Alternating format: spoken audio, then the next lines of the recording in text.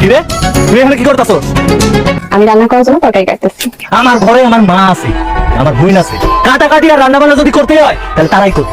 তোর হাতের রান্না আমি খাবো না। কেন? আমার হাতে রান্না তুই খাবি না কেন? তোর হাতের রান্না আমি কেন খাবো না তুই বুঝতেছস না? কারণ তুই একটা বিধবা।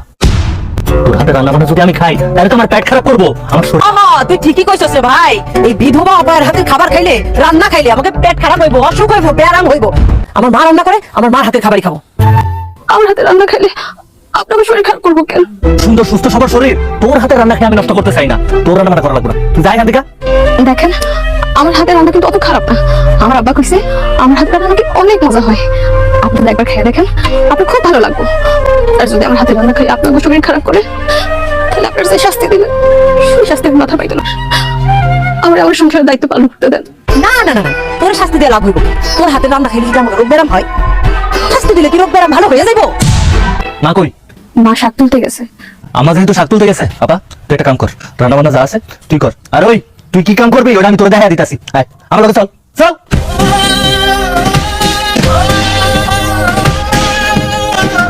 এটা হলো আমার গোয়াল ঘর।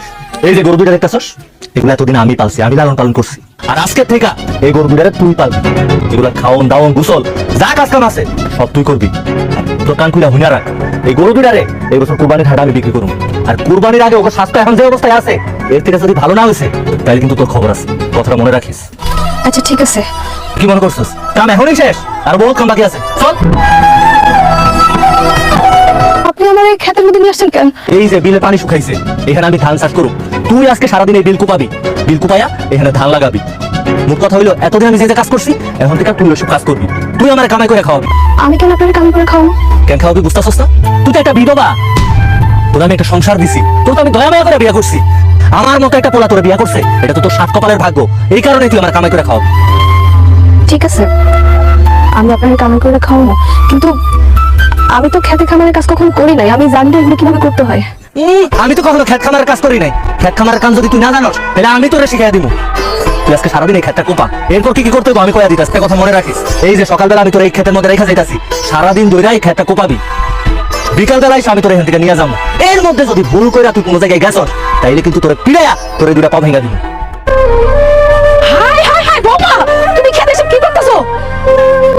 আমার স্বামীর আদেশ পালন করতেছিলাম। স্বামীর আদেশ পালন করতেছো মানে? সবুজ তোমার এই ব্যাগ কাটাতে কাজ করতে কইছে? শুধু এসব কাজ না মা, আমার কইছে গরু ছাগল যা আছে সব আমার পালতে হইব, ওকে খাওয়া জোগাড় করতে হইব। এই যে ক্ষেত, এই পুরাটা ক্ষেত আমার চাষ করতে হইব, ফসল ফলাইতে হইব। মোট কথা ভাবে কইছে আমি যা যা কাজ করতো সব এখন থেকে আমার করতে হইব। আমি কামাই করে ওনারে খাওয়াইতে হইব। সি সি সি সি সি, আমার ভাবতেও লজ্জা হইতেছে যে এইরকম একটা পোলার আমি পেটে ধরছি, জন্ম দিছি। আমি নিজে আমার স্বামীরে কামাই করে খাওয়াবো, তারপর তো আমি কইতে পারবো আমি স্বামীর সংসার আছে, আমার স্বামী আছে, আমার সংসার আছে। কেউ আমার বিধবা করতে পারবো না। বৌমা, তুমি স্বামীর ঘর করবা দেখে তোমার এই কষ্টের কাজ করতে হইব। আমার পোলারে কামাই করে খাওয়ানো লাগবো। আম্মা, অল্প বয়সে আমার প্রথম স্বামীটা মারা গেছে। স্বামী যে একটা মেয়ের জীবনে কত বড় বড় বিক্ষেপ মতো ছায়া, এটা আমি খুব ভালো করেই জানি।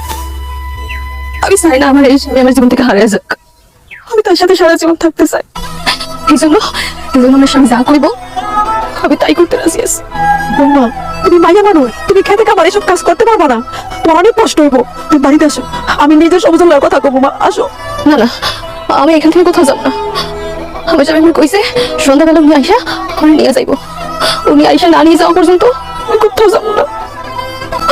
আমি আমার স্বামীর আদেশ অমান্য করতে পারবো না। তাই বলে তুমি রোদে বইরা খেতে খাবারে কাম করবা? মাইনচে দেখলে কি কইব যে বাড়ির বউ খেতে কাম করে? না, আপনি বাড়ির জানো না, আমি কাজ করে আমি পারবো। আরে বৌমা, তুমি এত একটা ভালো মাইয়া, স্বামীরে এত ভালোবাসো, তারপর আল্লাহ যে কেন তোমার বিধবা বানাইলো। আর এখন আরেকটা বিয়া করে তোমার কপালে তো আরো দুর্গতি হয়েছে। আসলে আল্লাহ ভালো মানুষের কপালে বেশি কষ্ট দেয়।